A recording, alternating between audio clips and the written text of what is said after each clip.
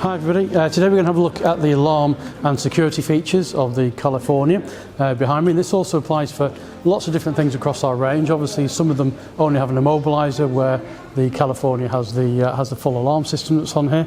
So we're just going to take you through those and show you what you can and can't do, and some tips for when you're camping as well, and I'll explain that to you in a little minute. So first things first, all the vehicles come with a built-in immobiliser, and basically what that is, in simple terms, is the keys. Whether you've got a main key like this or it was a flat key on your vehicle, there's a little chip in that key. When you turn the vehicle over, there's a code on that chip and it checks it with what the vehicle has, with the transponder that's there, and as long as those are the same, the vehicle will start and off you go. So pretty much it's very difficult to start one of these without the key. So that's one of the things, if you've got the key, it's easy, it goes in. You don't even know it's happening, but that's happening in the background. And that's, from a security perspective, probably the immobiliser, in my opinion, is probably the most important part of that security. Because without the key, it is very difficult to actually take the vehicle and to move it on, because without those it won't actually work. So you don't do anything for that, it's all automatic, it's all part of the key. If you ever have any new keys, for example, you lose a key and you have another one, get that asked quite a lot as well. Somebody said, I've lost a key that's in there. When you have a new key, all your keys have to be reprogrammed at the same time. So that key, for example, that you did have would then no longer work. If you did find it, it'd still open your vehicle, but it wouldn't actually deactivate the immobiliser, because the codes are all repaired for that particular one that's with that vehicle as well. So anyway, so that's about the immobiliser. Let's have a look inside now. We'll move on to the actual alarm system. So the vehicle has a central locking within the vehicle. So obviously off the key, which looks like the current key format from in here. So to lock the vehicle, you press the top button. That locks the vehicle and deadlocks the vehicle as well at the same time.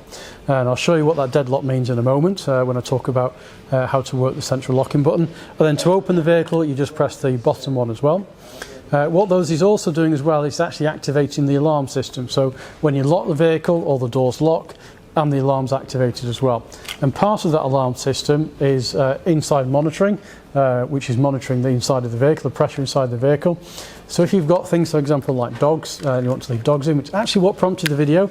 Somebody made a comment and was asking about it, so we thought we'd do that as a wider part of the video. So say, for example, you had a dog in there, you left the window open, it was in there, you set the alarm, but you wouldn't want the internal monitoring on with the alarm system, because obviously the dogs could, for example, set that off. So you'd want to deactivate that particular one.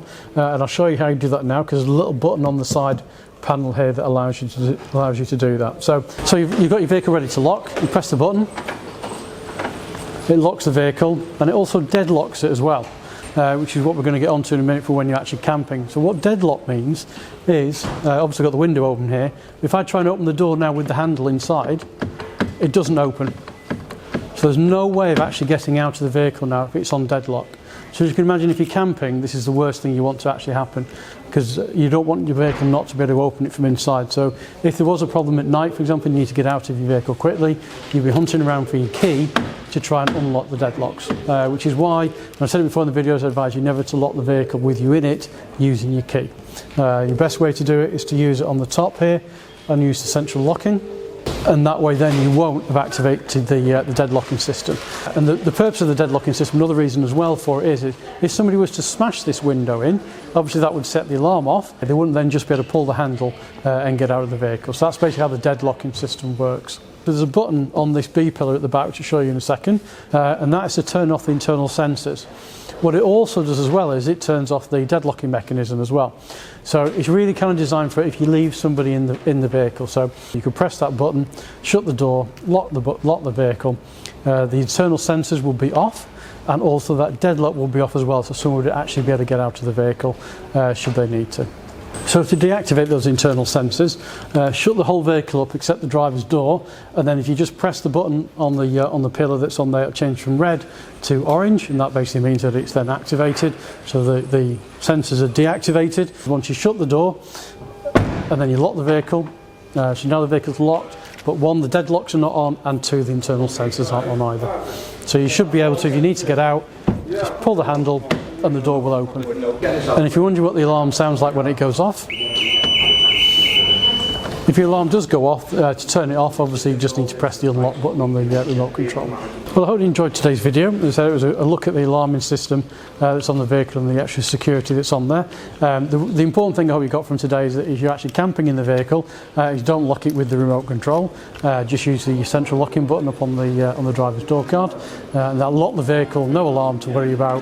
And to open it, you just pull the handle twice on any door, and the vehicle will open out for you, nice and easy. So, I hope you enjoyed today's video. If you have, give us a like, give us a thumbs up. If you don't subscribe, please subscribe, and we'll see you in the next video.